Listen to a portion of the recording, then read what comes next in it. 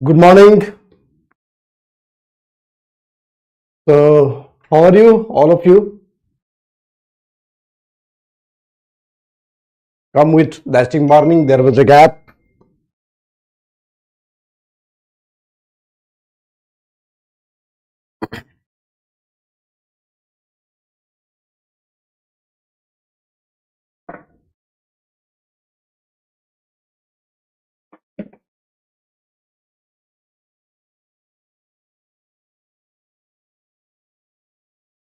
So, we shall start.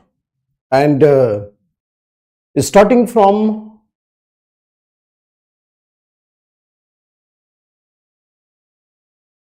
Stone Age, I think all of you had gone through the last lecture,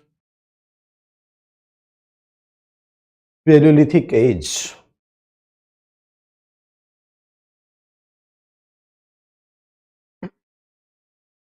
So, in Paleolithic Age, we started talking about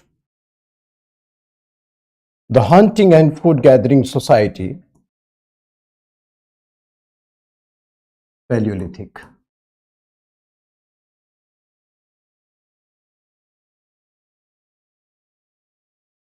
Lower Paleolithic,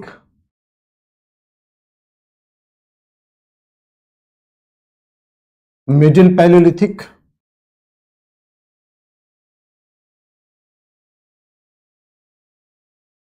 and Upper Paleolithic.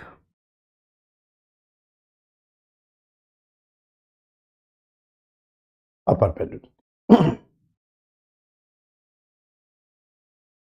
Upper Paleolithic, lower, middle, and upper Paleolithic.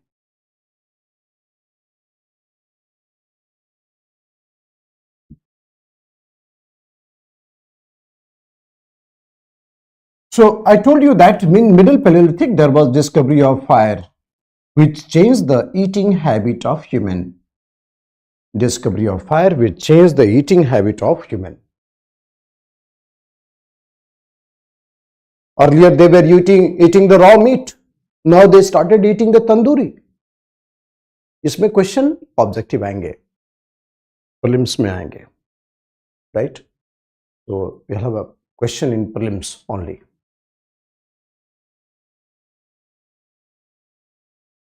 So discovery of fire. And then upper Paleolithic, I told you that humans started living in caves. Humans started living in caves.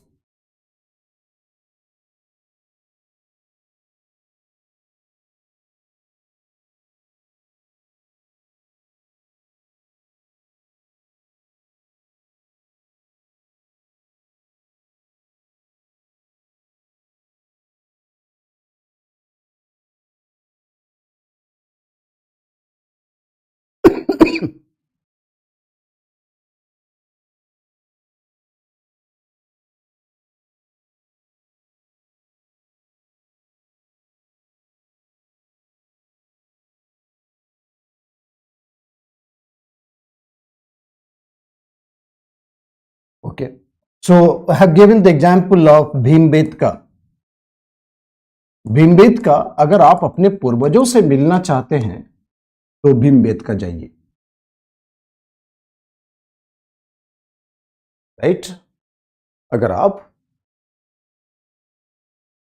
Yes Deepti बहुत जल्दी कर रहे हैं काम. पहले stone age पढ़ लेते हैं. स्टोन एज तो पूरे देश में यूनिफॉर्म था, तो स्टोन एज पढ़ लेते हैं. ठीक है बच्चे? सो भीमबेटका, अगर आप अपने पूर्वजों से मिलना चाहते हैं तो भीमबेटका जाइए. And look how your ancestors were living in caves with beautiful painting. Beautiful painting. Around 800 caves are there in the Bhimbetka. 800 caves are there in Bhimbetka, in which 600 caves had the painting. आराम से लिखते रहना सारे बच्चे.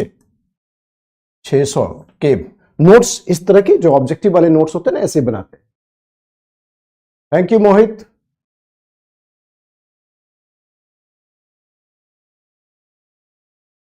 अपर Palaeolithic वाले कहाँ रहते हैं? आर के सिंह पूछ रहा है, पता नहीं कहाँ रहते थे।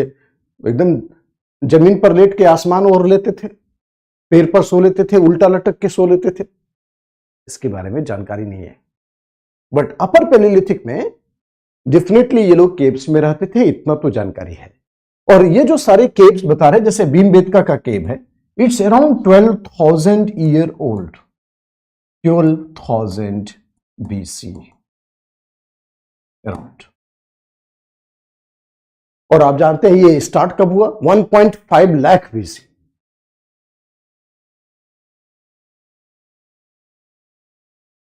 Right?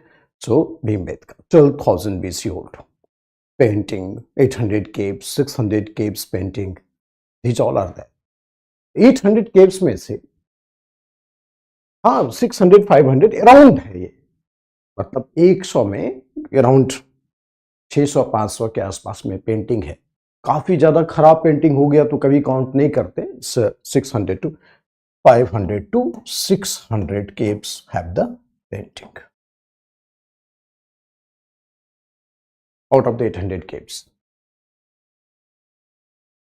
right? So upper Paleolithic. These all paintings are called mural painting. These paintings are called mural painting. Mural painting is done on the walls, wall or rock. Wall or rock. Mural painting on wall or rock.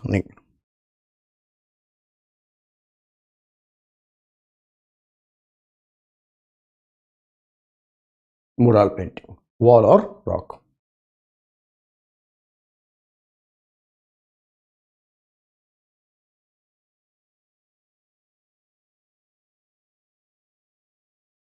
Wall or rock. So 500 to 600 caves painting.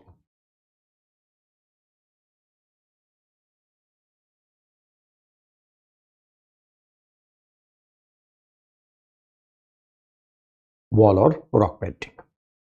So dry color was used on dry walls. Dry color was used on dry walls, dry surface.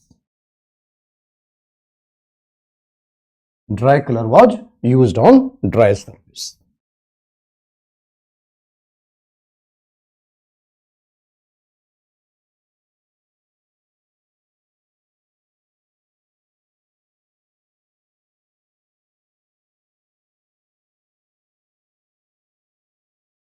Dry color was used on dry surface.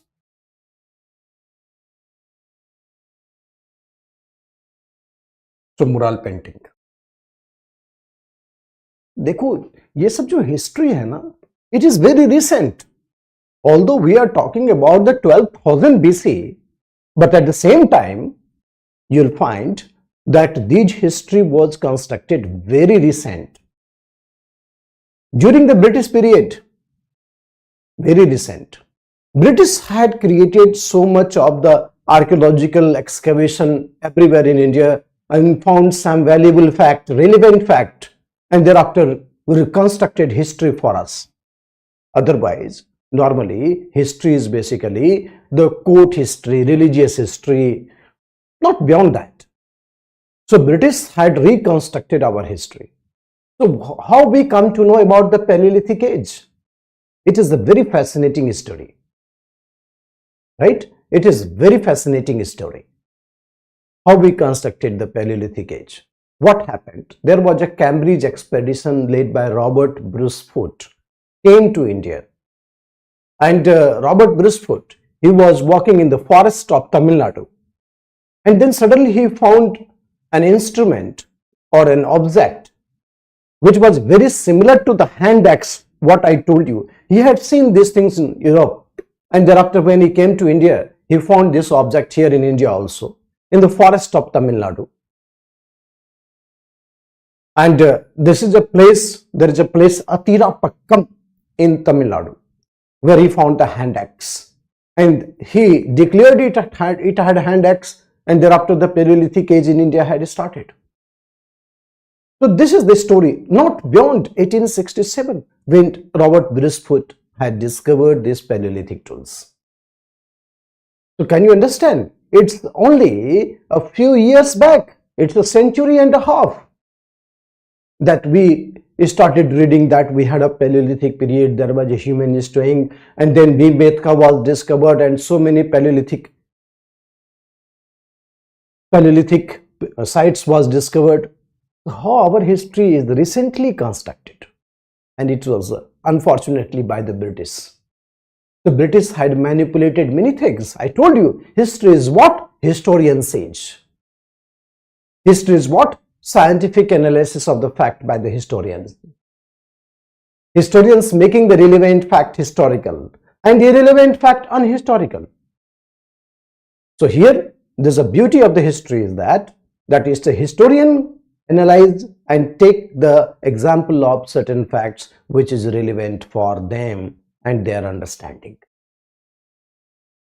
Okay, so here in Paleolithic age, so इसको लिखते रहना सारे बच्चे, मेरे genius बच्चे इसको लिखते रहना. 1860s, Robert Brucefoot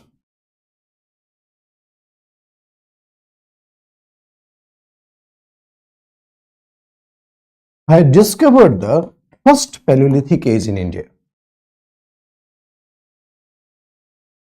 First Paleolithic tools in India at Athirapakkam.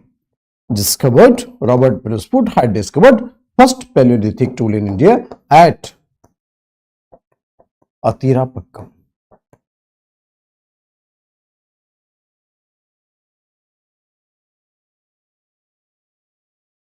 Athirapakkam.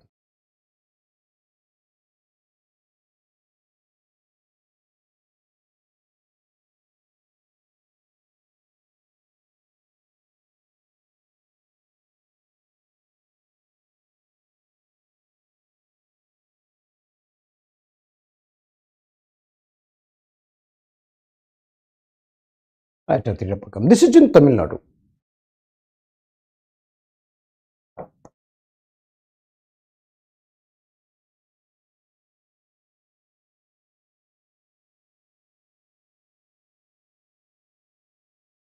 Okay. So 1860s, Robert Brucefoot at Athirapakkam. Okay. Then yesterday I told you that we tried hard to connect the Indian human with the Indian ape. We are so passionate now these days that we are the son of the soil. So now the fascination and our passion level had went to such an extent that now we started thinking that Indian human evolved from Indian ape, and that ape did not come from Africa. So we try to connect with the soil, son of the soil. So we have excavated at many places in India and try to find out any connecting link between ape and human. And finally, we have found fossil in the Narmada Valley. That fossil is basically not of the ape and not of the human also. Basically, we found a clavicle, that is the collarbone. And that collarbone is not of the ape and not of the human also, but it is in between ape and human. And then historians passionately called it that yes, we have found the connecting link between ape and human. So this Narmada man is our ancestor. And that fossil was found to be around 5 lakh BC old, and our human 1.5 lakh. So obviously, it is much older than the human, but not of the human like a human. And this is the reason why we call Narmada man is our ancestor. आया समझ में ये बात? तो इसके आगे लिखना बच्चे. जीनियस बच्चे मैंने आपको ऐसे थोड़े ना कहा है, आप लोग जीनियस हैं. So, Arun Sonakya, he is the famous archaeologist. a famous archaeologist, found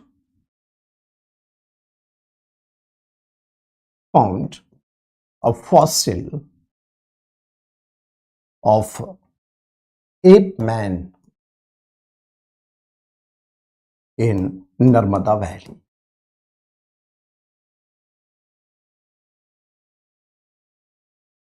Fossil of ape man in Narmada Valley, which is dated around 5 lakh BC, which is 5 lakh BC old. So, Narmada man is our ancestor. We discovered a fossil of ape man in Narmada Valley, which is 5 lakh BC old. So, Narmada man is our ancestor.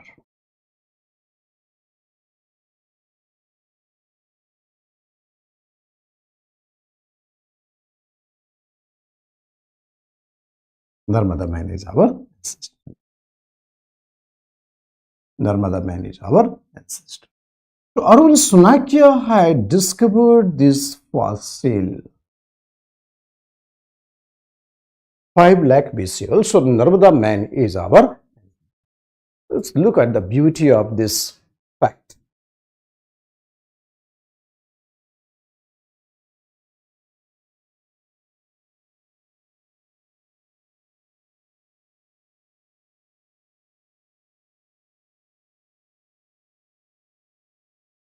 Beauty of this fact. So, Narmada man is our ancestor.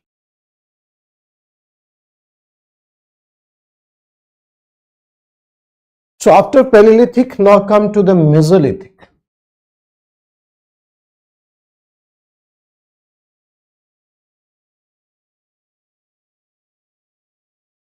Deepti, ये classification तो मैंने बताया ना आपको. अब link में तो clear है ना कि पूरे देश में पैलियोलिथिक, मेजोलिथिक, न्यूलिथिक 3 पार्ट में बांटते हैं. पैलियोलिथिक को 3 पार्ट में बांटते हैं, राइट. सो पैलियोलिथिक हमने स्टडी कर लिया. अब थोड़ा मेजोलिथिक में आते हैं हम लोग. तो Mesolithic, it's around 10,000 BC to 6,000 BC. Mesolithic.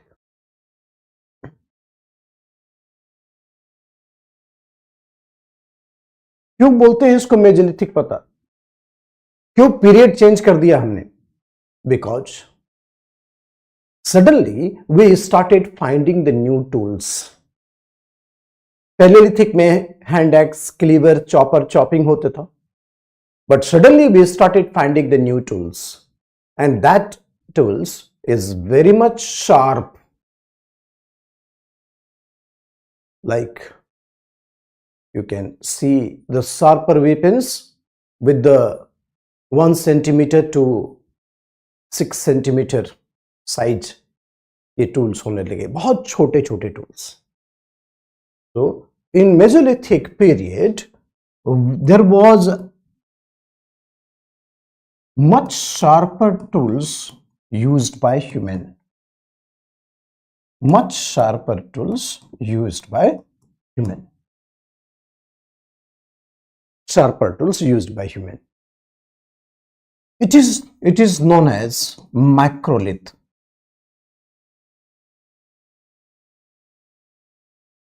Right? 1 centimeter to 5 centimeter का tools होता था.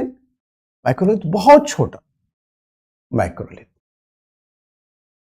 So once we started finding microlith, we call this period as Mesolithic, right? ऐसा नहीं कि अब नया टूल आ गया, पुराना वाला बंद करो. पुराना वाला तो अभी भी चल रहा है.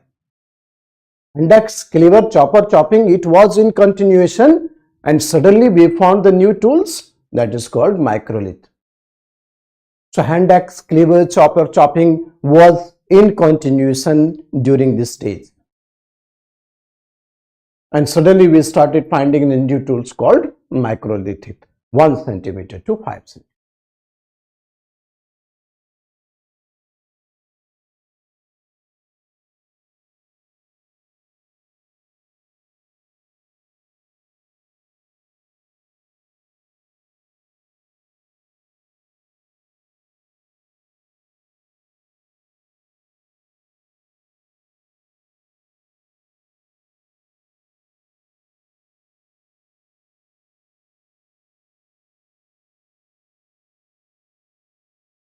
Microlith.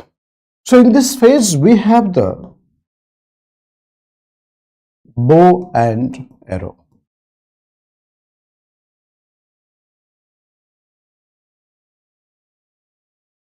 Bow and arrow. Bow and arrow, it is first missile used by human. First missile used by human. इस एज में we have the first missile used by human.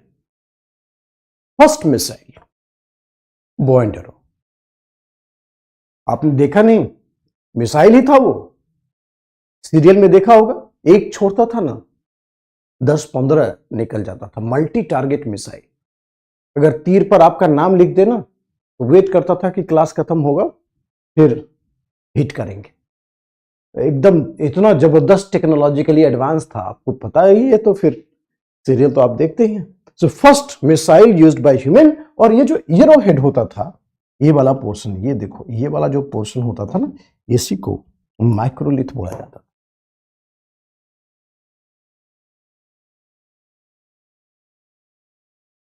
बाद में इसमें वॉरहेड लगा दिया गया. Warhead, right. बाद में इसने वॉरहेड लगा दिया, उसके बाद न्यूक्लियर वॉरहेड लगा दिया. बट सिस्टम वही है. सिस्टम वही है.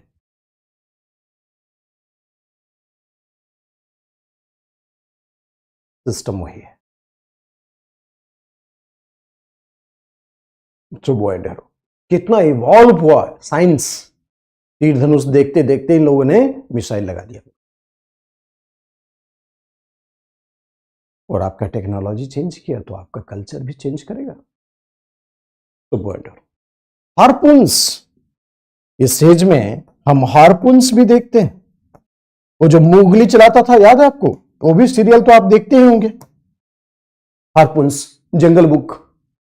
हमको लगता है मोगली इसी एज में रहता होगा. इसी एज में मोगली रहता होगा. अभी ये हार्पून से इतना ज्यादा शार्प वेपन्स हो गया. आपको भरोसा नहीं है? आप देख लीजिए, मैं आपको गारंटी बोलता हूं. सो मोगली जो है इसी एज में रहता होगा पक्का. एंड हार्पून्स चलाता होगा. फेंक के जाता था और उसी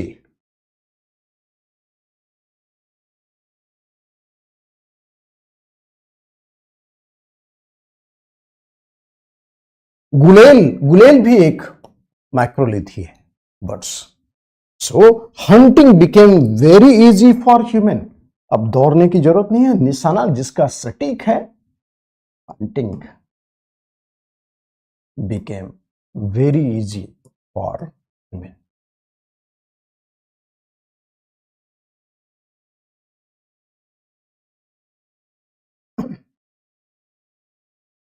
So hunting and food gathering remained the major economy. Hunting and food gathering remained the major economy. Major economy. Hunting and food gathering remained the major economy.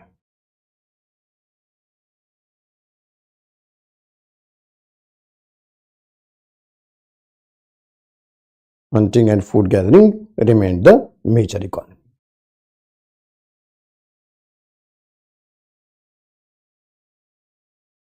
But we have the evidence of grain in this phase.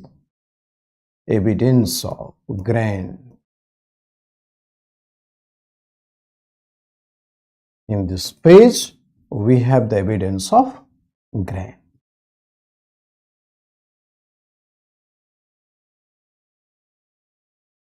Evidence of grain.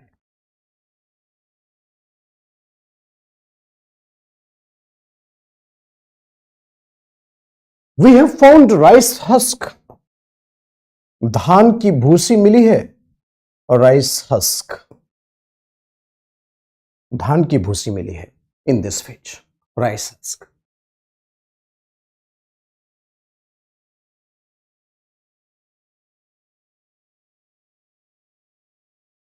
अच्छा, देखा आप लोगों ने बालू में, sand में बड़े hard stone होते हैं, छोटे छोटे, जो कंप्रेस होकर के हार्ड हो जाते हैं, पिघल जाते हैं,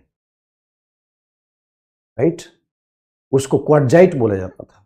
इतना हार्ड होता था तो उसको तोड़ना बहुत आसान नहीं होता, तो तीर का जो अगला भाग होता था ना, उसी का बनाते थे क्वार्टजाइट, राइट? सो यहां पर जो मटेरियल यूज कर रहे हैं वो बिल्कुल हार्ड स्टोन क्वार्टजाइट यूज कर रहे थे to make the tools, to make tools, to make tools, quartzite, to make tools.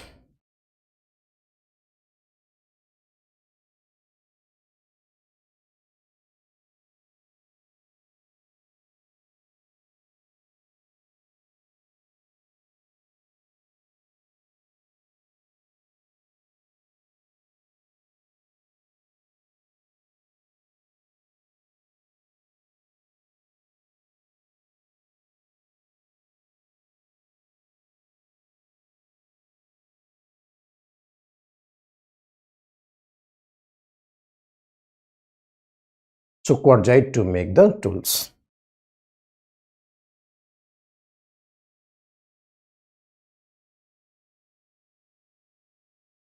Higher weapons, sharper weapons है ये। Quartzite to make the tools, बहुत शानदार टूल्स बना देते, ब्यूटीफुल टूल्स। हार्ड स्टोन, समझ में आया बच्चे? ये प्रतिभा,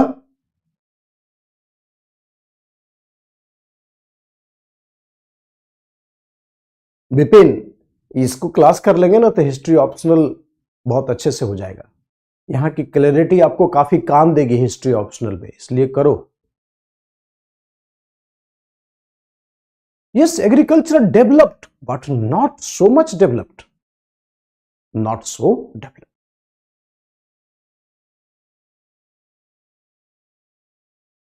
वेरी गुड, रिस्पॉन्ड करते रहना, ये यस यस करके, ठीक है ना बच्चे? ऐसा लगता है जैसे श्रोता सन वक्ता प्रसन्न, सबको जगे रहना पड़ेगा एकदम, खाली मैं ही थोड़े ना बोलूंगा, और टाइटली बिल्कुल जैसे चेयर पर बैठते हैं। आप लोग स्मार्ट आईएएस बनना है, खाली आईएएस बनना है? तुम लोग को स्मार्ट आईएएस बनना है, देश के लिए काम करने वाला आईएएस बनना है, घोटालेबाज नहीं बनना है तुम। हमारे स्टूडेंट्स बड़े स्ट्रिक्ट होते हैं, डिसिप्लिन सिखाते हैं, शार्पनेस किसको बोला जाता है, राइट? देखो साइट्स कौन कौन है पैलियोलिथिक, जरा इस पर नजर डालते हैं। बेलन वैली जो कि इलाहाबाद के पास है, बेलन वैली में there is a site called Koldihwa, कोल्दी हवा। Here we have found the rice husk.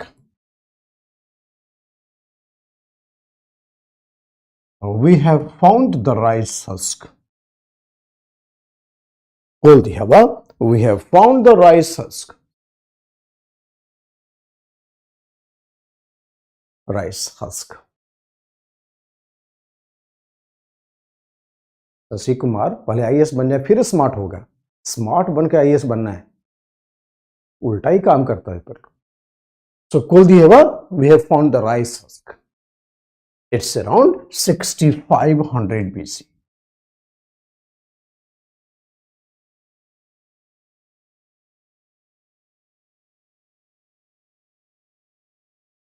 Right? 6500 बेलन वैली। ये मेजोलिथिक साइट है, इसको अपने बुक्स में कभी कभी न्यूलिथिक साइट में भी देखते हैं। तो न्यूलिथिक साइट में तो घबरा मत जाना, कह रही है तो न्यूलिथिक में है, अरे मेजोलिथिक में था तो अगली कंटिन्यू भी तो रहेगा, वो खत्म तो नहीं हो जाएगा अचानक से। उपेंद्र, क्वार्टजाइट बोलते हैं हार्ड स्टोन जो पाया जाता है सैंड में, देखा ना, चमकीला चमकीला बालू में पाया जाता है, उसको क्वार्टजाइट बोलते हैं। कंप्रेस्ड स्टोन होता है काफी हार्ड बेलन में। उसके बाद बागौर इन राजस्थान, बागौर इन राजस्थान, ये मेजोलिथिक साइट है। और कल बताए थे आपको BAGHOR, बागौर, राइट? बागौर मध्य प्रदेश में बताए थे, याद है आपको? ओके। बागौर इन राजस्थान, लामगंज इन गुजरात,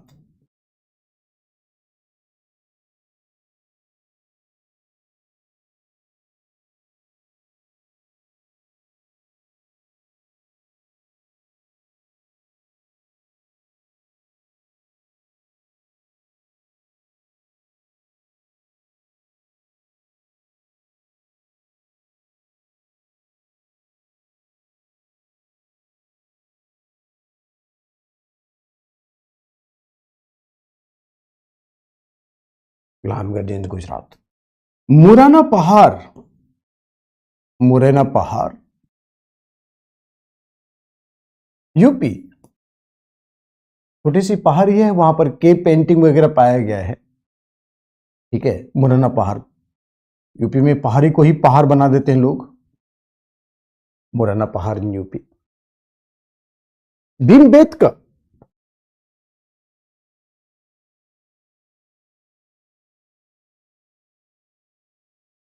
मध्य प्रदेश।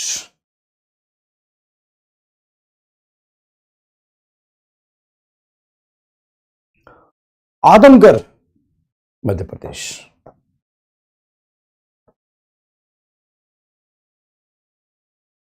ये सब साइट है जिसको हम लोग मेजोलिथिक साइट बोलते हैं।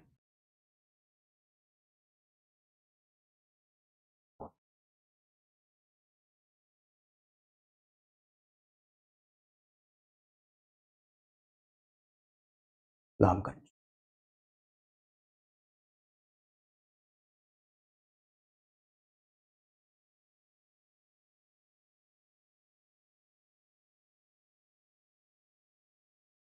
नहीं, क्वार्टजाइट वो स्टोन नहीं होता बच्चे, वो तो हम लोग फोर्ट्स वगैरह सैंड स्टोन का बनाते हैं। क्वार्टजाइट बालू में देखा, बालू तुम लोग नहीं देखा है, बालू तक नहीं देखा है तुम लोग। कहता है कि हम भूमिपुत्र हैं, भूमिपुत्री हैं। बालू में नहीं होता चमकीला पत्थर जो कंप्रेस्ड स्टोन होता है, एकदम हार्ड रॉक की तरह लगता है। जब बालू ही नहीं देखा तो पत्थर कैसे देखेगा? आर्टिफिशियल इंटेलिजेंस के जमाने में रह रहा है, सर्च करके नेट पर देख लो, दिख जाएगा। रेड सैंडस्टोन तो सैंडस्टोन होता है, यस। सैंडस्टोन बहुत सॉफ्ट होता है, उसको बढ़िया से तोड़ फोड़ सकते हैं, तभी तो इतना डिजाइन बनता है। Quartzite is very hard, yes, shiny colour का होता है। फिर वही बात, भाभी का लाल बलुआ पत्थर क्या है? लाल बलुआ पत्थर तो उससे तो फोर्ट बनाते हैं, लाल किला बना हुआ है। मेटामॉर्फिक रॉक होता है, वो कंप्रेस्ड रॉक होता है।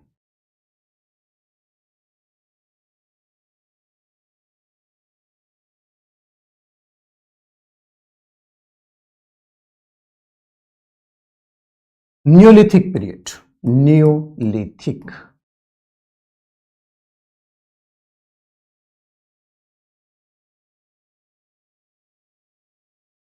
Neolithic,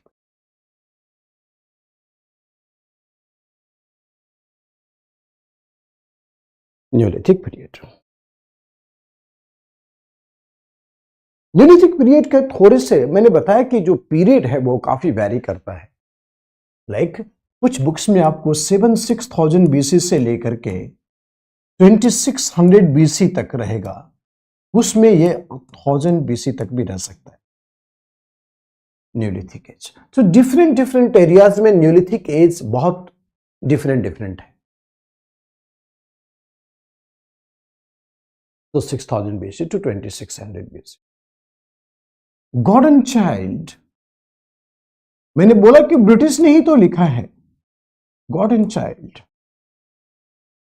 He called Neolithic period as Neolithic Revolution.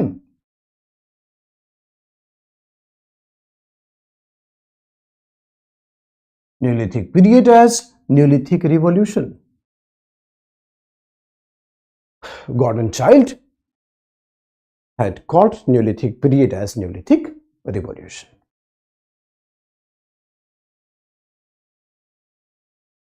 So why it is called revolution? Because there is a sudden change in social and economic pattern of this period. There was sudden change in the social and economic pattern of this period.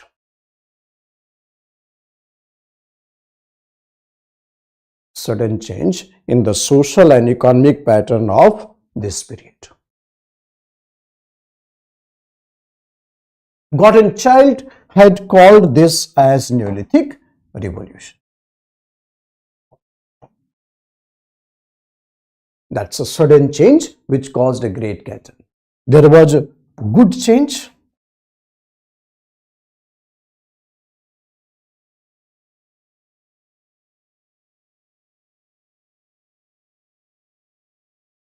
In social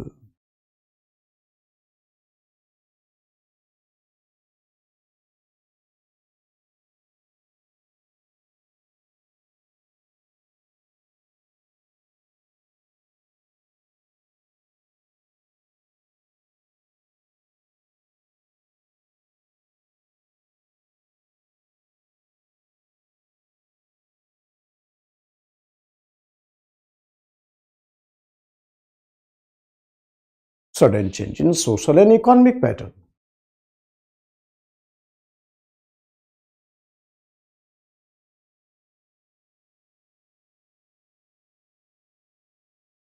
Social and economic pattern.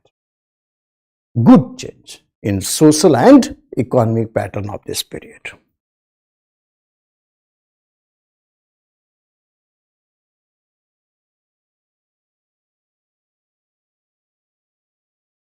Why it is called revolution? Because why it is called revolution?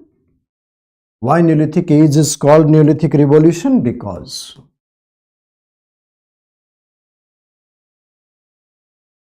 dominance of agriculture.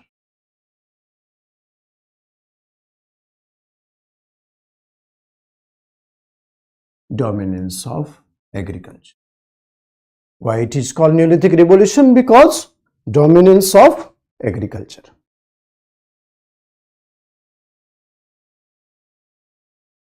Dominance of agriculture. It is called Neolithic revolution.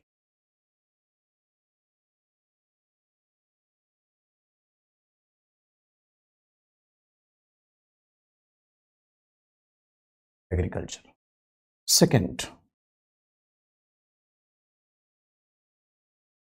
Second point, very important point. अगर agriculture करेंगे तो आपको एक जगह stay करना पड़ेगा. So transhuman migration became very limited. Transhuman migration became very limited.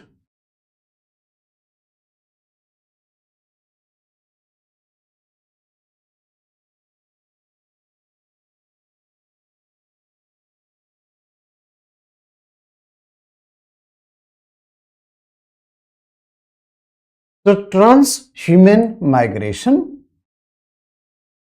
very limited. Transhuman migration became very limited.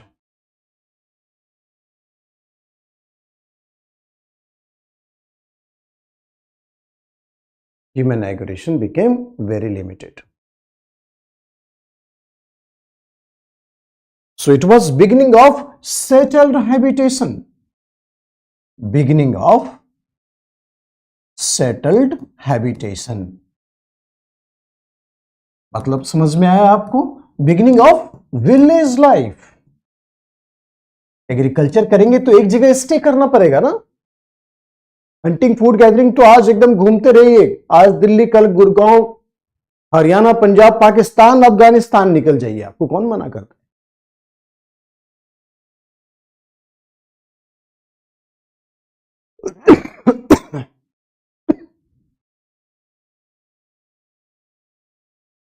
Book, Gordon Childe की किताब. Called it Gordon Childe. आदमी का नाम है प्रतिभा. आदमी का नाम गॉर्डन चाइल्ड है. ब्रिटिश है ना, तो उसका नाम ऐसा ही होता है. चिंटू, बबलू, गुड्डू तो उसका नाम नहीं होगा. तो Gordon Childe is the name of the person who called Neolithic age as a Neolithic revolution.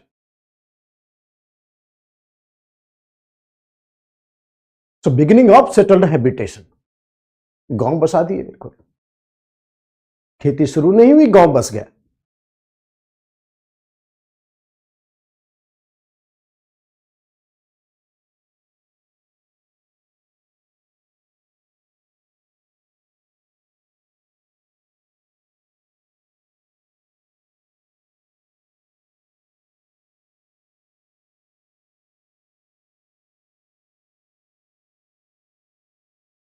ठीक है, तो इस पीरियड में beginning of settled habitation, beginning of joint family system. Agriculture बहुत कॉम्प्लेक्स टर्म होता है ना, एक आदमी एग्रीकल्चर नहीं कर पाएगा, इसलिए एग्रीकल्चर में ज्वाइंट फैमिली सिस्टम क्रिएट किए. एक घर में 72 आदमी पूरा आज होता तो उसको जिला घोषित कर देते हम लोग. Joint family system, 3-4 generations were living together. 3-4 generations were living together. तो आज होता तो उसको जिला घोषित कर देते हम लोग. Joint family system. Beginning of kinship, नातेदारी, रिश्तेदारी, ये सब एग्रीकल्चरल और ज्वाइंट फैमिली का.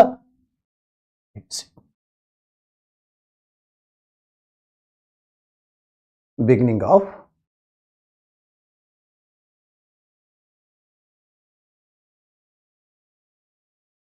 किनशिप, मौसी के बुआ का लड़का.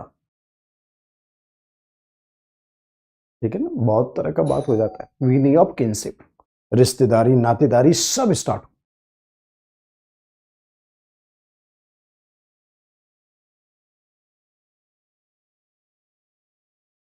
So beginning of kinship.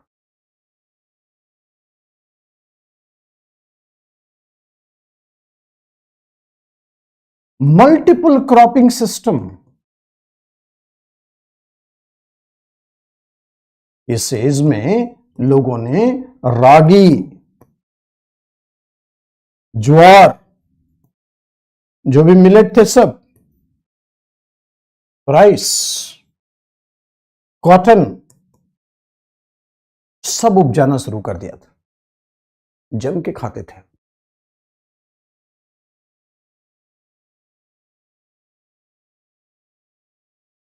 धुआंधार खाते थे एकदम.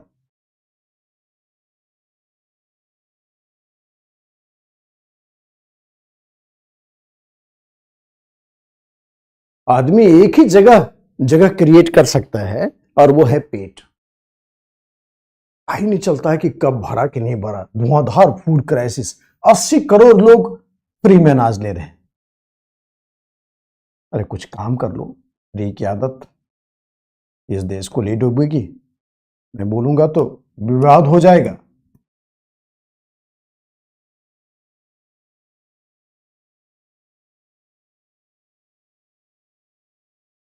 एक घर में 72 आदमी रहते थे. Joint family system. Kinship.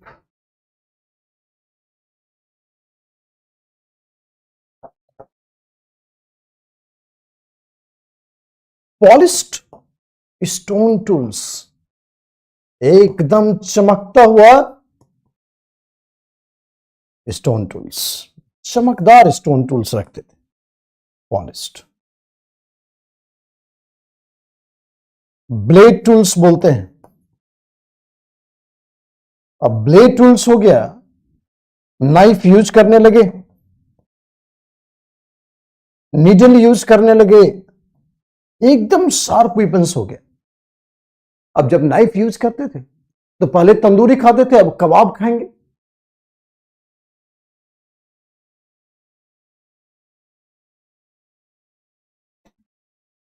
LNT के चेयरमैन को क्या भेजना चाहिए था? काम करने के लिए तो बोला है, क्या करना है? बिल्कुल काम करने के लिए बोला, बेचारा दूसरे तरीके से बोला कि आदमी को ज्यादा से ज्यादा काम करना चाहिए. तो गांधी भी बोलते थे, काम करने वाले नाम पर ना तुम लोग को एकदम बहुत गुस्सा आता है कि अरे हमें काम करने के लिए बोल दिया इस देश में,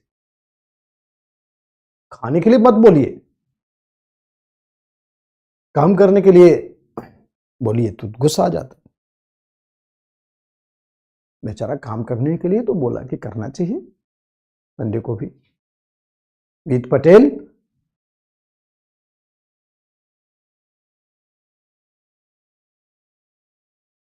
सो कॉटन लिखा है। So polish stone tools, blade tools and knife, छुरी चाकू सब इस्तेमाल करने लगे।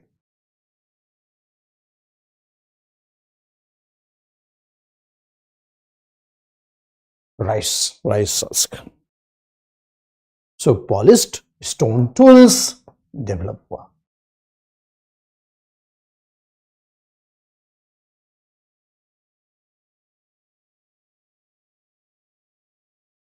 ठीक है ना बच्चे, बहुत शानदार, बहुत शानदार। Okay,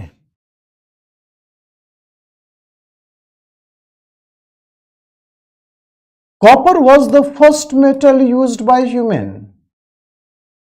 Copper, first metal used by human. First metal used by human. Human started using the bone tools. Bone tools. Using the bone tools. हड्डी के उपकरण, निडल बनाने लगे, सुई बना बना के इस्तेमाल करते थे, जबरदस्त सुई बना बना के इस्तेमाल करते थे। अब वो सिले हुए कपड़े पहनेगा, सिला हुआ पत्ता पहनेगा, गजब का पहनेगा। पहले पत्ता लपेट के रहता था, नहीं रहता था, बट अब जो है वो सिला हुआ कपड़ा पहन।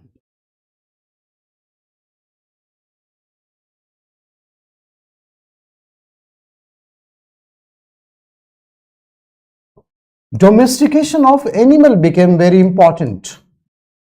Domestication of animal will become very important. आपको क्लास में कैसे, देखो ये जो तरीका है ना, मैं फाउंड किया हूं पिछले 7-8 साल में। ऑनलाइन स्टार्ट हुए तो बहुत कम टाइम हुआ है, 5-6 साल हुआ है बिल्कुल। तो आप समझिए कि सबसे बेहतरीन मैंने ये इनोवेट किया कि this is the best way to communicate with people which not far away from you, which is far away from you, right. So आप कनेक्टेड हैं ऑनलाइन, तो मुझे लगता है कि आप नोट्स बना रहे होंगे अच्छे से। मेनी ऑफ यू, थोड़ा जो नए बच्चे हैं, जो फर्स्ट ईयर में हैं, स्कूल्स में हैं, उनको दिक्कत होगी, but I think the matured people sitting in this class, those who are got some exposure, उनको दिक्कत नहीं होगी लाइन इस तरह के नोट्स बनाने में।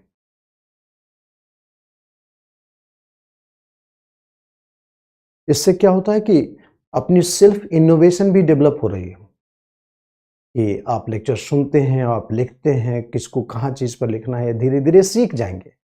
बहुत मुश्किल नहीं है, और ये सीख गए तो इसका मतलब आप एक इनोवेटिव राइटर हो जाएंगे, अच्छा आंसर भी लिखने पड़ेंगे।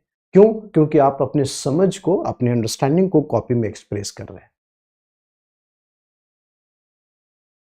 तो ये ट्रेनिंग पीरियड भी है। मैं बोल के आपको लिखा दूंगा कि it is called neolithic age, it is Neolithic revolution, वैसे कॉपी में ना आप उसके बाद फिर आपके इनोवेशन से स्टॉप हो जाते हैं। तो मैं बोल रहा हूँ, समझा रहा हूँ, और समझ के आप लिख रहे हैं तो आपके इनोवेशंस बहुत परफेक्ट रहेगी। तो थोड़ा आप क्रिएटिव होने की कोशिश करिए।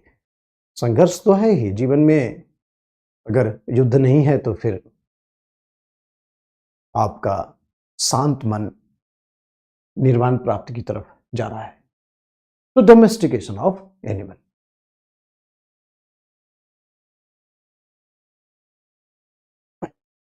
so all these factors associated with the Neolithic age, and it is called Neolithic revolution.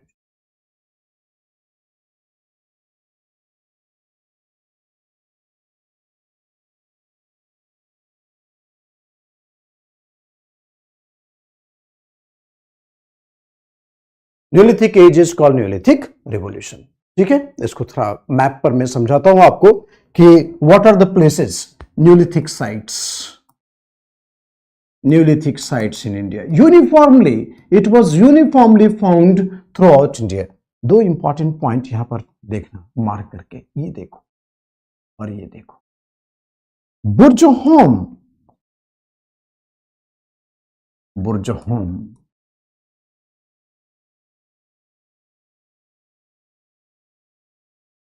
और गुफकराल।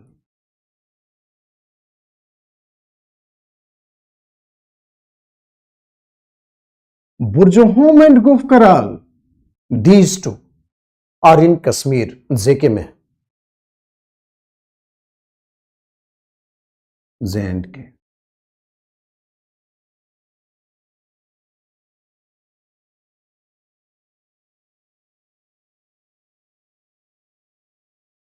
बुर्जहोम एंड गुफकराल जेके में है, जेके जम्मू एंड कश्मीर में है। बिहार में चिरांद, चिरांद,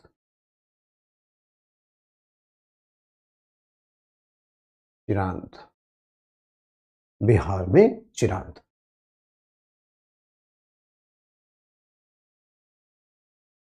चिरांद,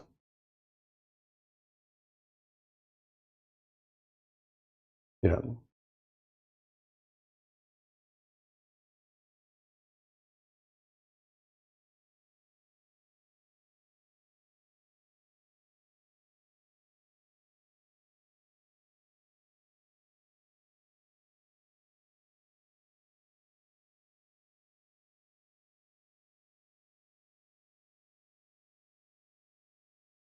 गारो खासी इन असम एंड द मेघालयस, गारो खासी,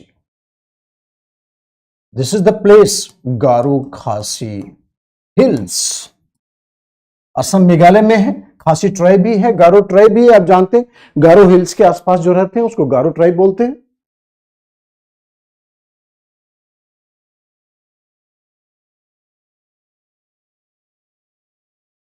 जब एग्रीकल्चर करेंगे ना तो गाय बैल बकरी इंपॉर्टेंट हो जाएगा। ओके, गारो खासी हिल्स। आंध्र प्रदेश में नागार्जुन कोंडा,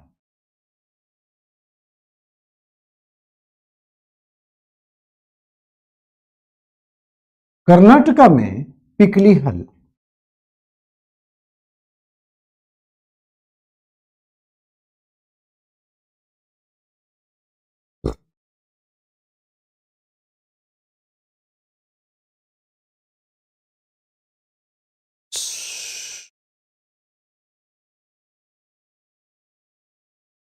ओके, गुड गुड।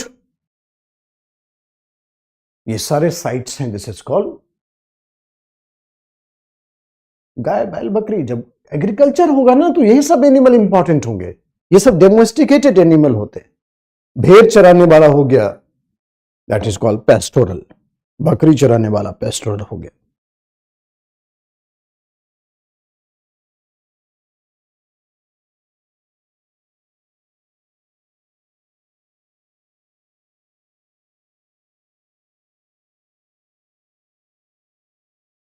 बकरी चराने वाला पेस्टोरल हो गया।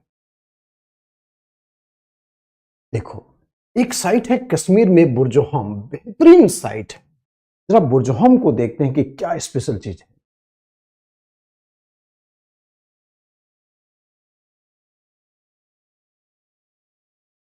सो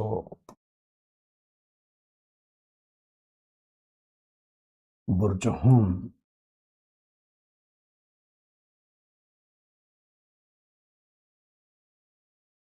यहां पर जो कश्मीर में है, जेके में है, Jammu and Kashmir, Burzahom, this is Neolithic site. यहां पर क्या देखते हैं हम, इस न्यूलिथिक साइट में क्या देखते हैं? There was pit dwelling, pit dwelling, pit dwelling, pit dwelling. देखो ये जमीन है, बड़ा शानदार जमीन है ये, एकदम ये ग्राउंड है। पिट ड्वेलिंग क्या होता है बता रहे हैं। और ये लोग जमीन के अंदर गड्ढा खोद देते थे।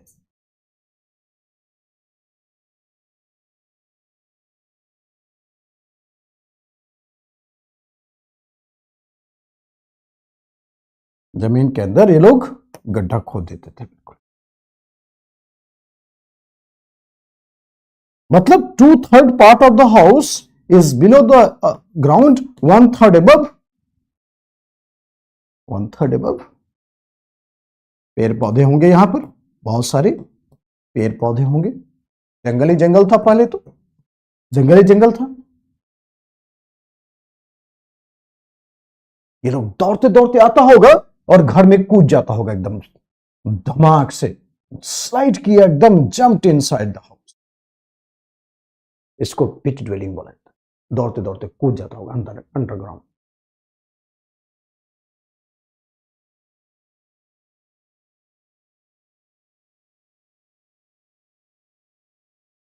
राइट, सो दौड़ते दौड़ते घर में कूद जाता होगा। एक बच्चा बोला, सर निकलता कैसे था?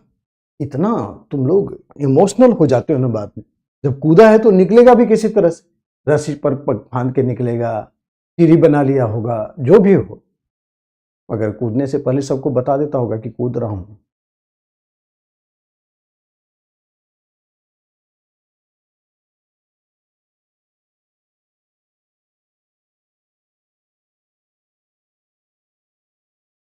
This is called pit dwelling. Burzahom में यह पाया जाता था। अब इससे क्या होता कि जंगली जानवर से भी सिक्योरिटी हो गया, कोल्ड विंड से सिक्योरिटी हो गया, बहुत तरह का यूज होता।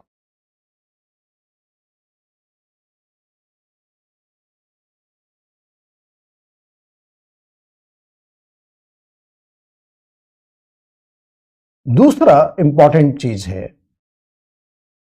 और वो है dog was worried with the master. Dog was buried with master.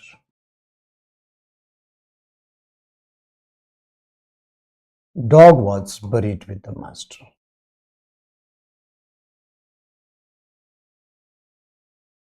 Dog was buried with master. आदमी के साथ में कुत्ते को दफना देते थे। वाह, क्या बात! एक ही ग्रेव में आदमी भी दिख रहा है, कुत्ता भी दिख रहा है। वैसे मैं बता दूं आपको, आदमी का जो सबसे बड़ा सहयोगी है ना, वो कुत्ता ही है। ये कुत्ता है।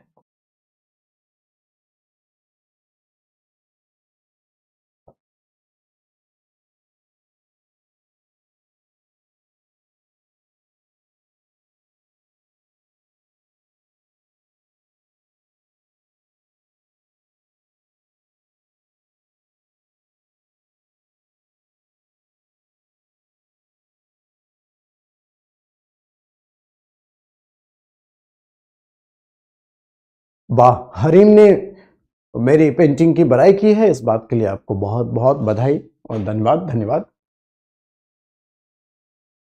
मैं पहले बहुत अच्छा कलाकार था, तो ग्रेव में आदमी के साथ कुत्ते को दफनाया जाता।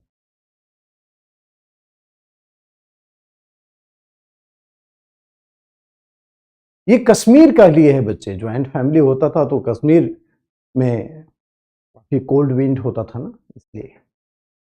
Okay, so dog was buried with master. इसका मतलब है कि they had belief in rebirth.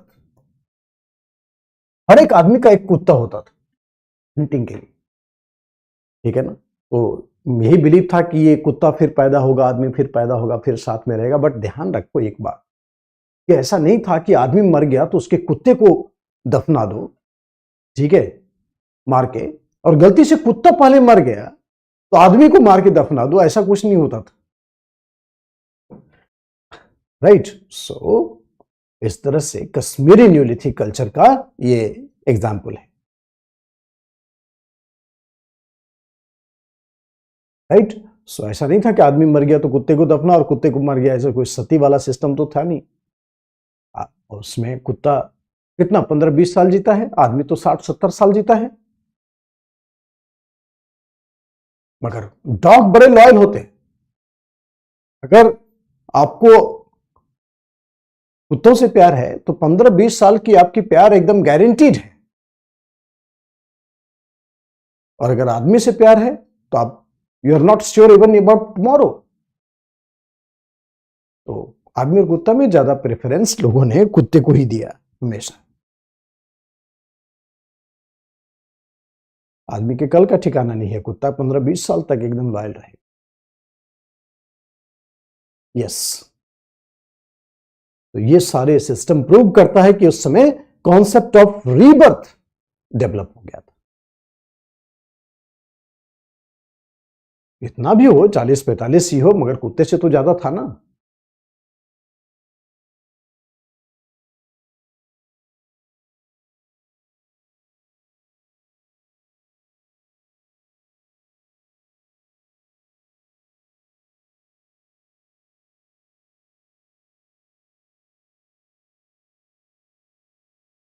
तो रीबर्थ का कॉन्सेप्ट डेवलप हुआ, this is from Burzahom.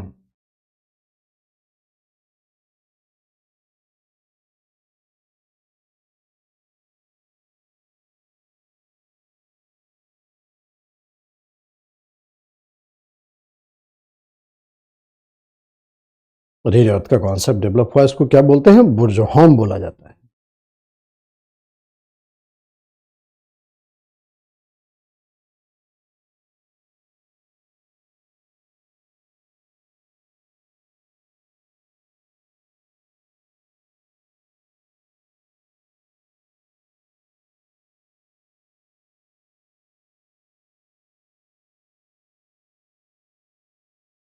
Burzahom बोला जाता है। अभी तो नहीं होता, अब तो सिस्टम बदल गया, बट धीरे धीरे चेंज बदलता रहता है।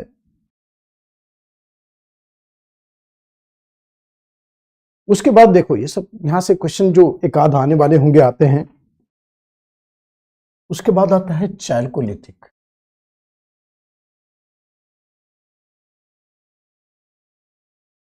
Chalcolithic, copper and stone. Chalcolithic और chalcolithic age, copper and stone. Chalco means copper,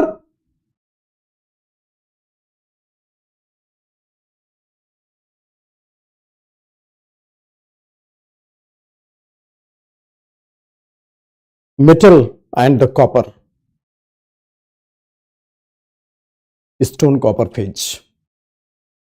ये पीरियड जो है न्यूलिथिक पीरियड के बाद आया था, बट इसको हम लोग हरपन्स के साथ साथ देखते हैं।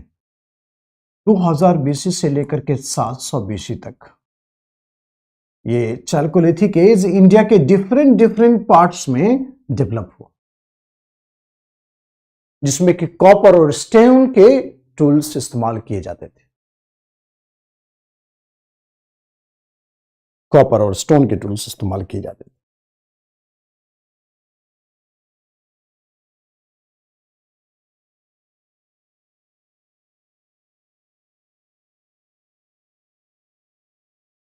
ठीक है, तो राजस्थान में एक आहार कल्चर है, चैल्कोलिथिक कल्चर, आहार और बानस कल्चर।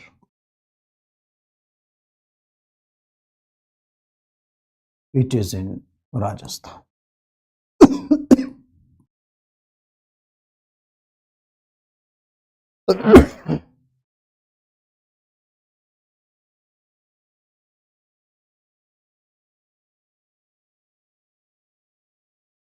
हाँ, ये वाला जो है ना हरप्पन्स के साथ साथ है। अभी पढ़ेंगे हम लोग, तो थोड़ा इसमें क्वेश्चन आते नहीं है यहां से, फिर भी आप थोड़ा देख लीजिए इसको। और आहार और बानस कल्चर, बानस रिवर है राजस्थान में, वहीं पर ये कल्चर डेवलप हुआ। और यहाँ पर जो आहार और बानस कल्चर है, ये अर्लीस्ट चैल्कोलिथिक कल्चर,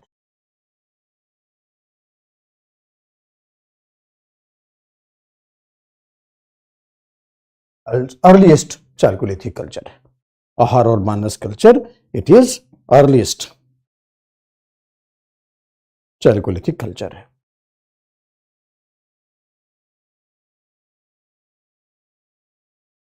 एक साइट है बलाथल, इंपॉर्टेंट साइट ये जो है ना, important site Balathal. Balathal is a chalcolithic site Rajasthan में। ये सब प्रीलिम्स में आएगा, अगर आना होगा तो प्रीलिम्स में आएगा। ठीक से नोट करना सारे बच्चे, फालतू बात करने के बजाय नोट करो पहले। अलग अलग था प्रतिभा, ये पीट ड्वेलिंग केवल बुर्जोहम में पाया जाता था, इसलिए स्पेशली मैंने बताया। ठीक है, बाकी तो केव में रहने का काम चल ही रहा था।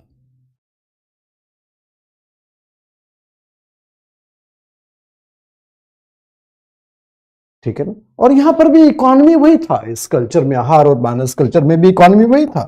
राइस, ज्वार, रागी, बाजरा, ये सब उपजा रहे हैं इधर। भरपूर खाने का प्रबंध था आहार कल्चर में।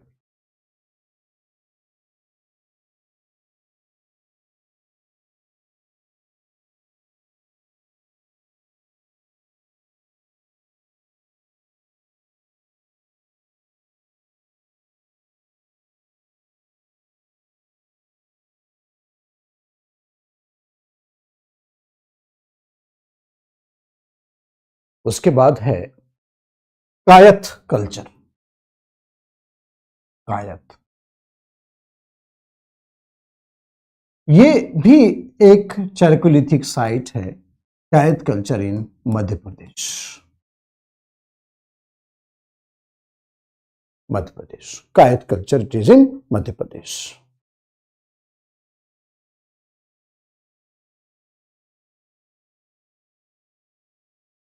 मध्य प्रदेश।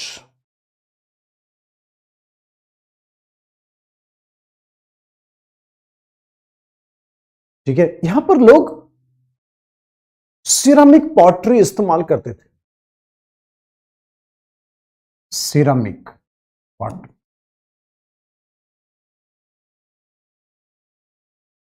हैंडमेड पॉटरी होता था। Handmade pot, handmade pot, handmade pot.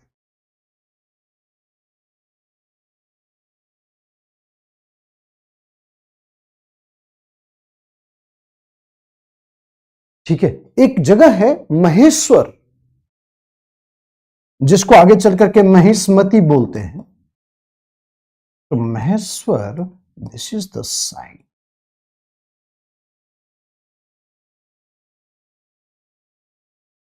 in Madhya Pradesh. Maheshwar, this is the site in Madhya Pradesh.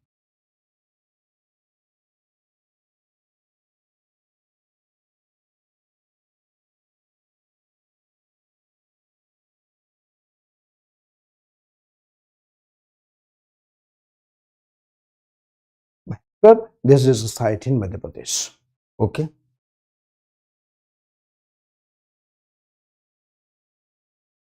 नबदा, टोली, एरन, ये सब एग्जाम्पल आएगा आपको, ये सब एग्जाम्पल आएगा आपको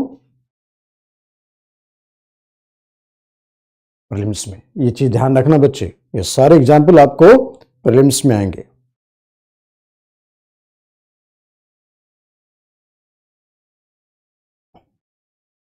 Malwa culture,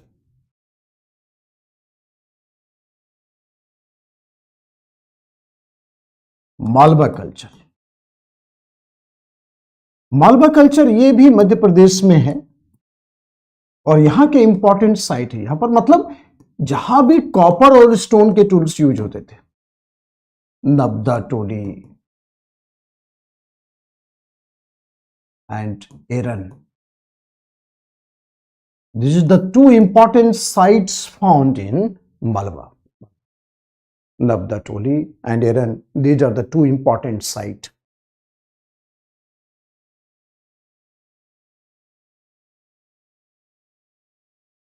Important site. These are the two important sites. Malwa culture.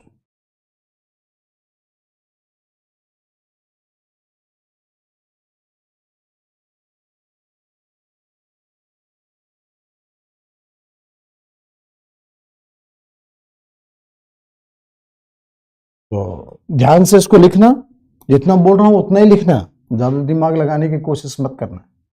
तो पहला हमने बोला आहार, जिसको बाइनर्स भी बोला, दूसरा हमने बोला कायथ, तीसरा हमने बोला मालवा, चौथा जॉर्वे कल्चर।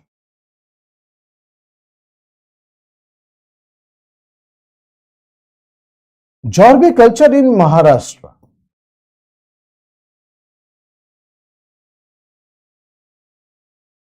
जो कॉपर स्टोन साइट था वो जॉर्वे कल्चर महाराष्ट्र।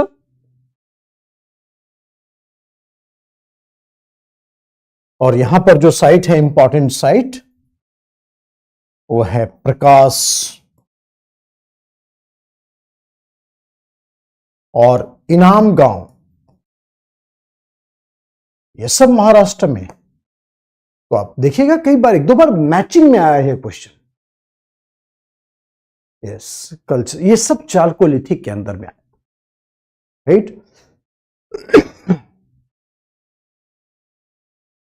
तो कायथ, खुदबानस culture, then Malwa culture, then Jorwe culture, ये सब।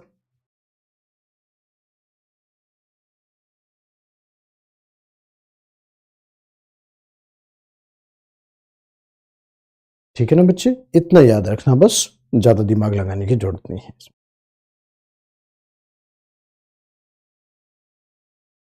ये सब जो है ना, ऑल कम्स, प्रकाश और इनाम गांव, GAON गांव, ये महाराष्ट्र में है। और ये पार्ट किसका है? जॉर्वे कल्चर का।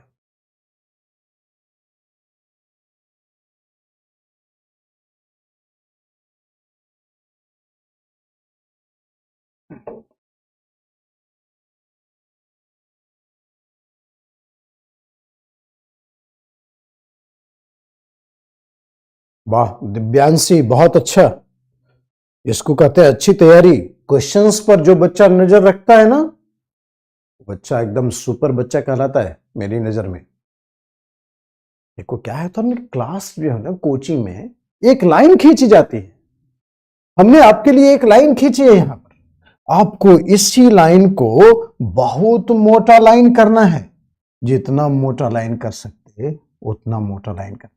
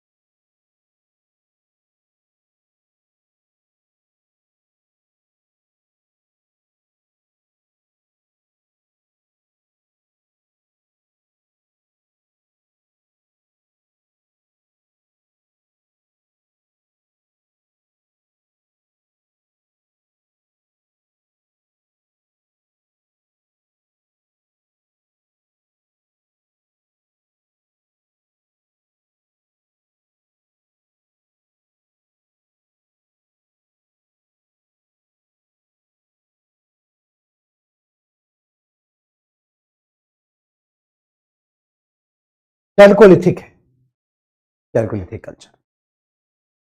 अभी मतलब कि ड्राइंग ये भी अच्छा है। अगर कोई बच्चा बोला है ना कि ये ड्राइंग अच्छा है, मैं समझ जाऊंगा कि तुम लोग बाकी सारे ड्राइंग का भी इसी तरह से खाली मजाक उड़ा रहे हो। एक बच्चा बोलने की कोशिश कर रहा है कि वाह क्या शानदार ड्राइंग है, मैं समझ जाऊंगा कि बाकी सारे ड्राइंग के बारे में भी आपके विचार वही थे।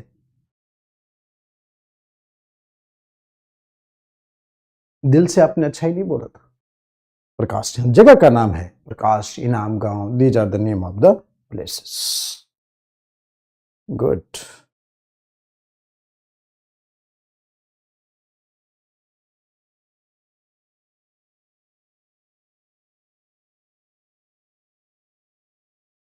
एकदम जीवंत पेंटिंग है। मैं समझ रहा था निखिल तुम कुछ बोलने वाले। इधर शशि बोल रहा है अच्छा ही नहीं, बहुत बेहतर, शानदार। आ जाओ, एक नया चीज पढ़ते हैं, मजेदार चीज पढ़ते हैं। Indus valley civilization, IVC।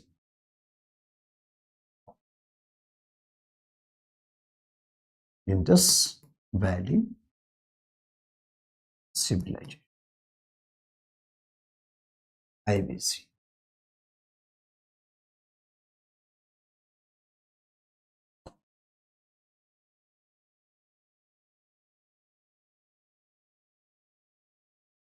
Okay,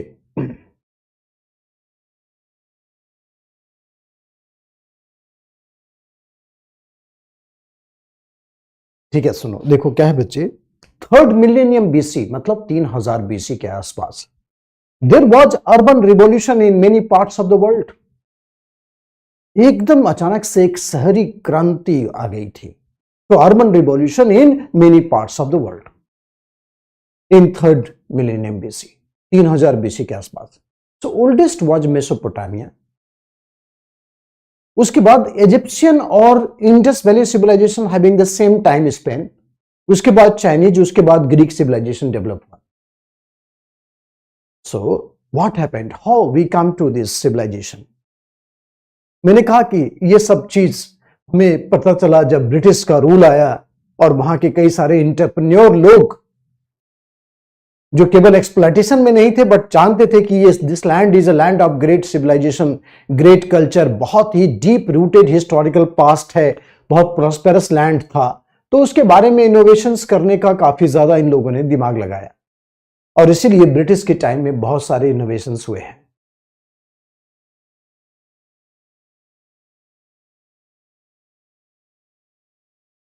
ठीक है ना। तो सुनो बच्चे, तो क्या था कि रेलवे लाइन का सर्वे चल रहा था north western part of India में। तो there was survey of railway line in the north western part of India and there was a surveyor general, his name was Charles mason.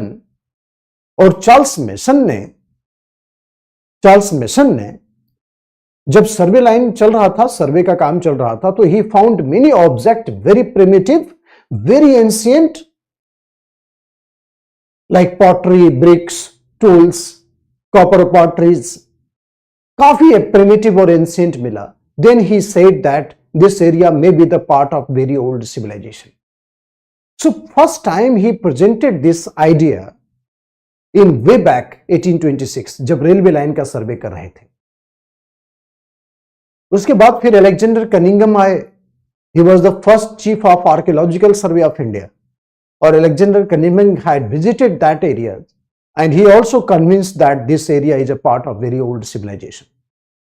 And finally John Marshall, he had excavation in many parts of that area, particularly there is a city called Harappa in Pakistani Punjab today, and then he confirmed, and then he was the first person to use the word Indus Valley Civilization.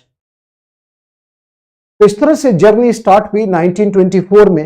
आज इस बात को 100 साल पूरा हो गया है। 1924 to 2024, सो 100 साल इस साल को पूरा हो चुका है। इसको थोड़ा आप लिखिए, मैं बता रहा हूं आपको, लिखिए इंडस वैली सिविलाइजेशन। यहां पर कुछ पॉइंट्स, कुछ पैराग्राफ्स लिखिए। इन 3rd millennium BC, in 3rd millennium BC, there was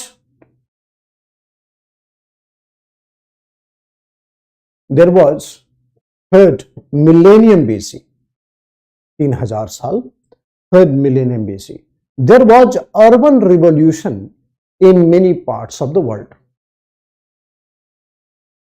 There was urban revolution in many parts of the world.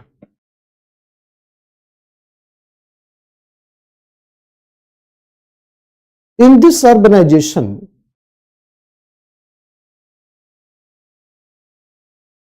Mesopotamian civilization was oldest. Mesopotamia मतलब Iraq. Mesopotamian civilization was oldest, followed by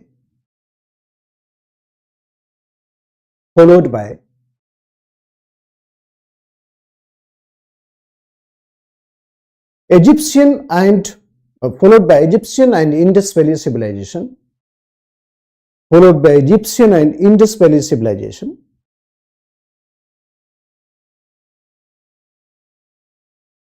then Chinese and Greek civilization, then Chinese and Greek civilization.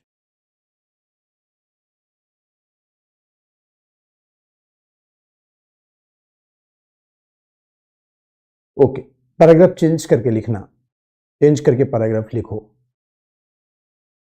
In 1826 Charles mason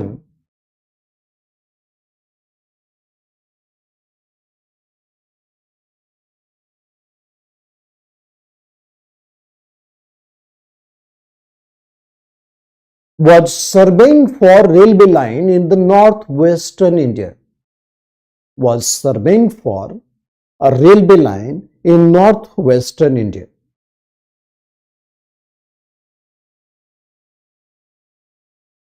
In northwestern India.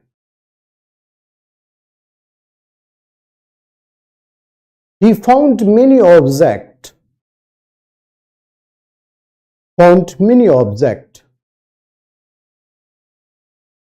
which was primitive and ancient. Which was primitive and ancient. Primitive and ancient. He found many objects which was primitive and ancient.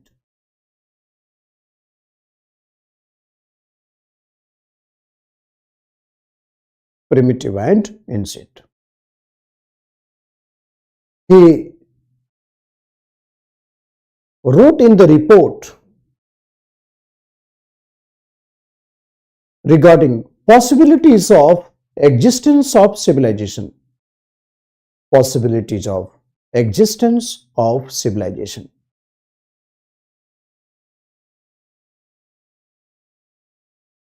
Possibilities of existence of civilization.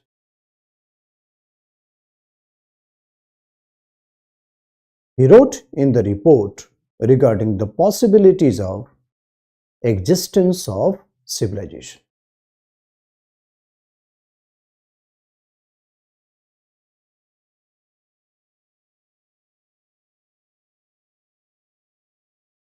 In 1870s,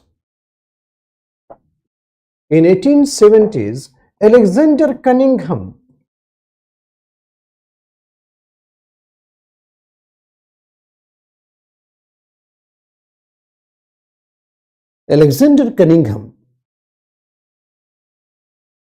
first Chief of Archaeological Survey of India.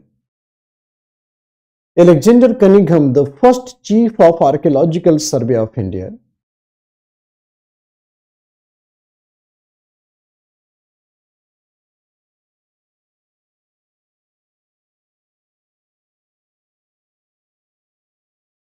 first Chief of Archaeological Survey of India,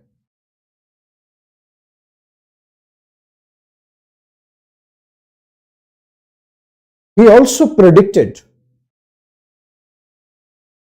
the existence of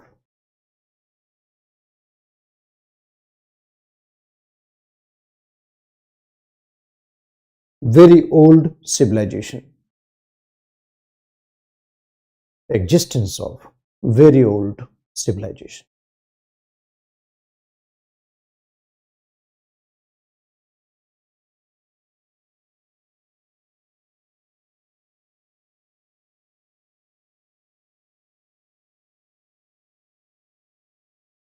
Existence of very old civilization. Then in 1924,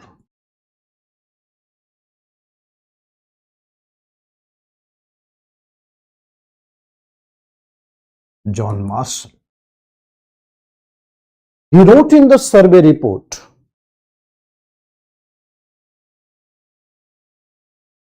and after excavation of city Harappa,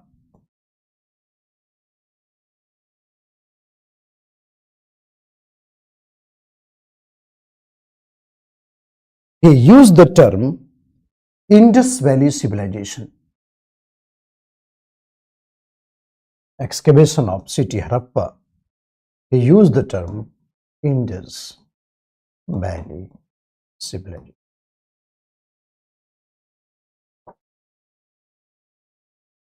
use the term Indus Valley Civilization.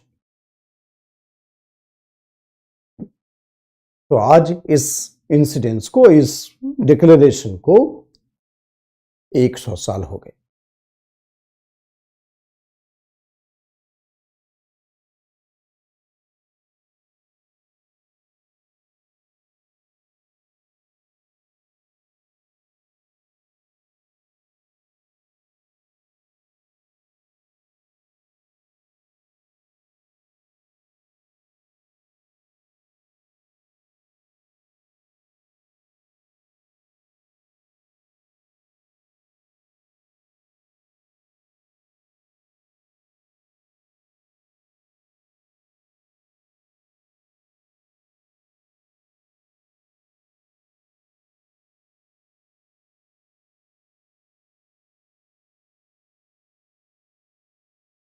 So Indus Valley Civilization.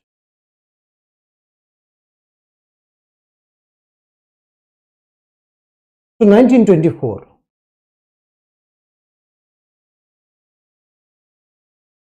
Last paragraph कोई लिख दो बच्चे.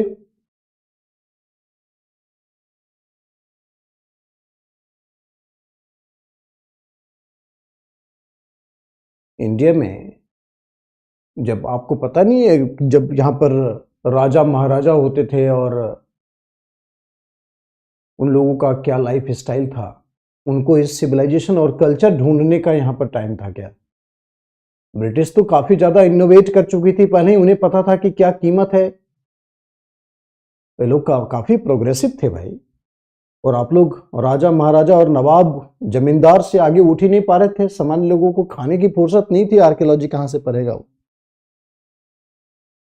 वो तो British काफी leisure time में अपने time को अच्छा से डिवाइड करते हैं. इनोवेटिव होते थे, तभी तो आप पर रूल किया उन लोगों ने.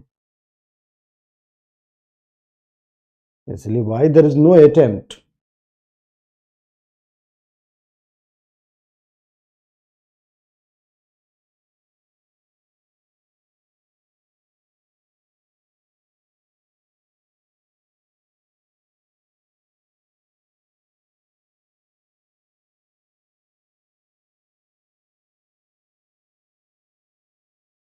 ठीक है. So 1924 Indus valley civilisation came into existence. So ये जॉन मार्शल ने टर्म यूज किया था, इंडस वैली सिविलाइजेशन. अब देखो problems of naming, problems of naming of this civilisation. बड़ा इंटरेस्टिंग है समझना इसको.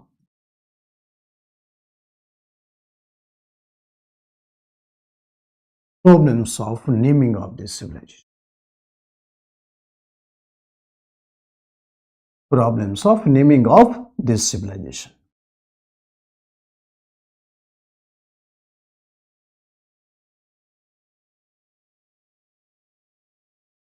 देखो 1924 to 2080.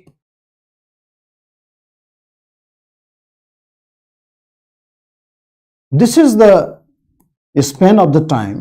If we find the spread of civilization, तो 1924 से 1947 जब इंडिया और पाकिस्तान यूनाइटेड थे, उसमें we have found many cities and all the cities of the Indus Valley civilization was located around the Indus River. ये इंडस रिवर है और इसी के आसपास सारे शहर दिखाई पड़ते थे. 80% of the sites was located here in and around the Indus River. 80%. So I told you that 80% of the sites before 1947, when India Pakistan was united, it was around the Indus River. Indus River. 80% of the river around the Indus River.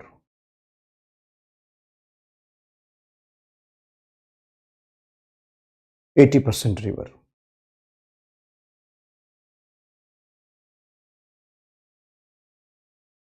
So before 1947, it was located in and around the Indus River. in and around the Indus River.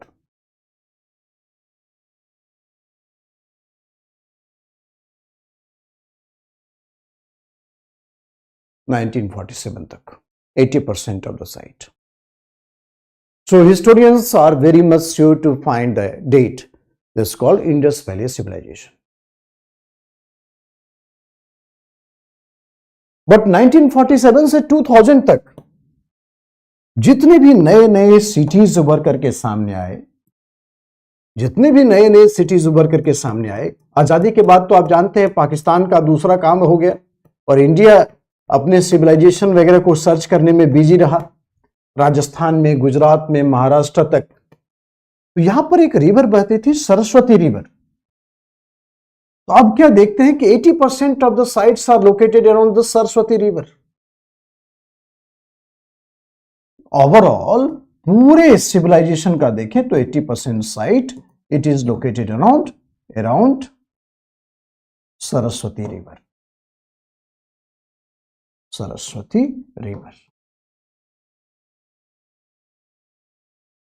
80% of the site is located around the Saraswati river.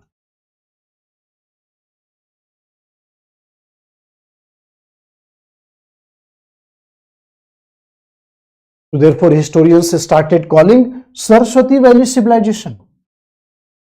Saraswati Valley civilisation. अब ये लोग IBC छोड़ करके Saraswati Valley civilisation बोलने लगे। नई NCERT में तो Saraswati Valley civilization term use भी होने लगा, तो टेंशन हो गया। और आप जानते हैं एकदम अपने देश में डिबेट कैसे स्टार्ट होता है किसी चीज पर, तो डिबेट स्टार्ट हो गया whether we should call it is Indus valley civilization और सरस्वती वैली सिविलाइजेशन। नया चैप्टर है Pratibha, Indus valley civilization, Sindhu घाटी सभ्यता नई चैप्टर है, is not part of chalcolithic. बोला तो कि नया चैप्टर स्टार्ट कर रहे हैं। So 80% sites is located around Saraswati river valley.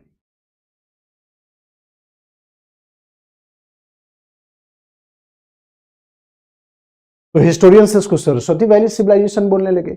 विवाद हो गया, इंडस सरस्वती कुछ लफड़ा है, कुछ चल रहा है। तब जाकर के फाइनली क्राइटेरिया फिक्स किया गया आर्कियोलॉजिकल सर्वे के द्वारा कि name of the civilization should be based on first site excavated. Since Harappa was the first site that came into existence, therefore we call it is a Harappan civilization. तो archaeological survey of India क्या suggest करता है कि ना तो Indus ना सरस्वती, बल्कि क्या है, best way to find Harappan civilisation.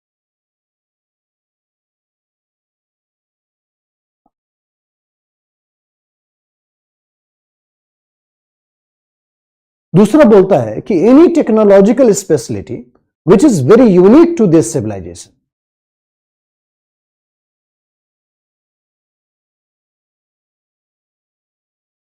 Any technological superiority which is very unique to this civilization.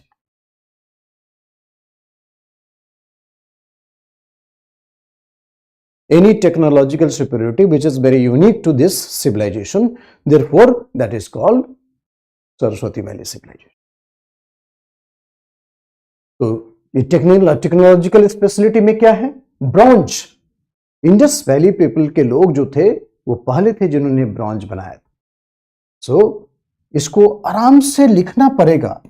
मैंने क्या बोला, फर्स्ट पॉइंट आपको, फर्स्ट पॉइंट मैंने बोला कि आप लिखिए,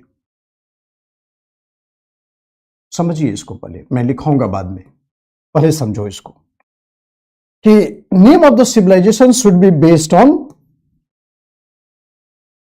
first site excavated. Since Harappa is the first site, इसीलिए इसको क्या बोलना चाहिए, Harappan civilization. Therefore it should be called as Harappan civilization. And second, any technological speciality which is very unique to this civilization, which is very unique to this civilization. Therefore, like bronze was the first thing. So, bronze is the first time used by Indus Valley civilization. So, therefore, it should be called as Bronze Age civilization.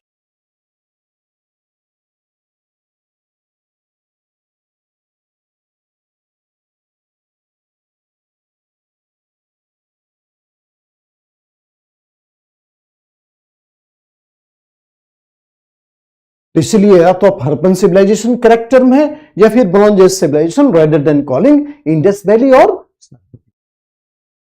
ये समझ में आया कि नहीं समझ में आया, जल्दी बताओ। मैंने क्या बोला, मैं फिर से बोल रहा हूं। Ever since the civilization came into existence in 1924, वहां से लेकर के 1947 तक जब इंडिया पाकिस्तान यूनाइटेड थे, सो वहां पर हमने क्या देखा, 80% sites was located around the Indus River. So historians had no problem in calling Indus Valley civilization. But after independence, India had excavated many new sites which is located in Gujarat, Rajasthan, Haryana, Punjab, Jammu Kashmir तक। तो यहां पर एक बहुत बड़ी नदी बहती थी सरस्वती रिवर जो एक्सटिंक्ट हो गई। तो therefore historians started calling it as Saraswati Valley civilization. तो इसको आप डिबेट स्टार्ट हो गया कि why not Indus, why not Saraswati. Saraswati Valley civilization का लॉजिकल करेक्शन भी था। तो finally archaeological survey of India came into the parameter that what should be the criteria to name the civilization. The first criteria was the name should be based on first site excavated. Name should be based on first site excavated. So first site that came into existence was Harappa, so therefore it should be called civilization. दूसरा बोला कि any technological specialty which is very unique to this civilization, like they were master of making the bronze. Copper और tin को मिला करके bronze बना देते थे। अब इतना बड़ा टेक्नोलॉजिकल एक्सपेरिमेंट किया इन लोगों ने, और ब्रॉन्ज कितना हार्ड होता है आप जानते हैं। कॉपर तो सॉफ्ट होता है, टीन भी सॉफ्ट होता है, but after mixing it became very hard. So this is a new technological thing which is called, therefore it should be called Bronze Age civilization. एकदम क्रिस्टल क्लियर हुआ या नहीं हुआ ये बताओ सारे बच्चे।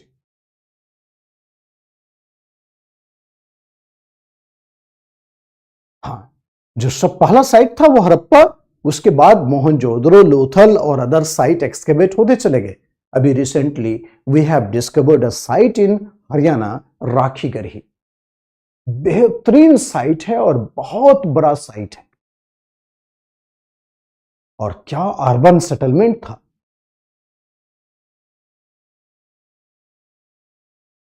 ठीक है, तो आप कोशिश करिएगा द प्रॉब्लम्स ऑफ नेमिंग को लिखने का। सबको क्रिस्टल क्लियर है, मैं देख करके बहुत खुश हूं। एक बच्चा भी नहीं बोल रहा है कि समझ में नहीं आया, तो दैट्स वेरी मच इनकरेजिंग, और इसका क्रेडिट मुझे मिलना चाहिए, बट आप देना नहीं चाहते तो और बात है, बट मिलना तो चाहिए। इस देश में क्रेडिट कहां दिया जाता है, क्रेडिट लिया जाता है।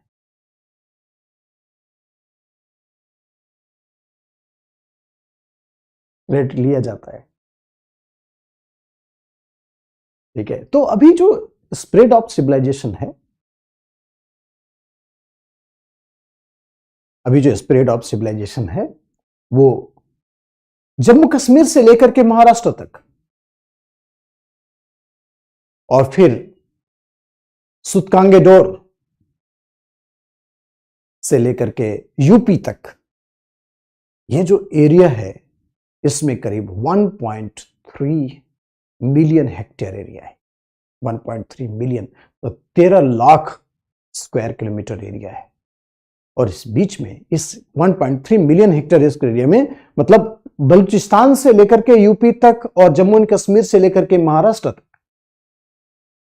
बट सबसे बड़ी बात है क्या कि इसके स्क्रिप्ट को हम लोग नहीं पढ़ पाए हैं। आपको पता है तमिलनाडु के चीफ मिनिस्टर ने, ठीक है, 8 करोड़ का अवार्ड रखा है करीब, राइट, 8 करोड़ रुपए का अवार्ड रखा है if anybody would be successfully deciphering the script of Indus valley civilisation. क्योंकि ज्यादातर आर्कियोलॉजिस्ट का कहना है कि the script is very close to Dravidian script. Tamil script. तो शायद उनको लगता है तो उन्होंने इसकी घोषणा कर दी है। तो 1 मिलियन डॉलर का एक्सपेरिमेंट उन्होंने अवार्ड की घोषणा की है।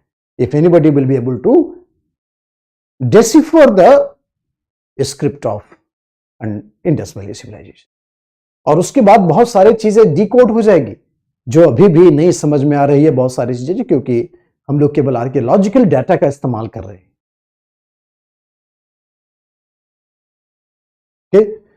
यस,